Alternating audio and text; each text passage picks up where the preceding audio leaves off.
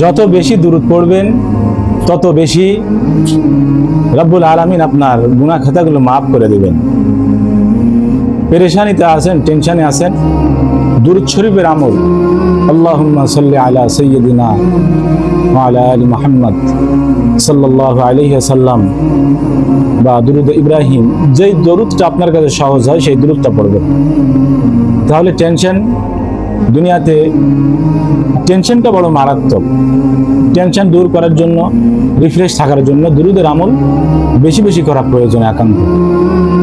কমপক্ষে সারাদিনে যদি সুযোগ না হয় তো কমপক্ষে দিনে 20 বার, সকালে 20 বার, সকালে 10 বার এবং বিকালে 10 বার দুরূদ শরীফ আমল করলে রাসূল সাল্লাল্লাহু আলাইহি সাল্লাম বলেছেন, এই দুরূদ শরীফ আমল করার কারণে কিয়ামতের দিন রাসূল আপনাকে আমাকে শাফায়াত করবেন।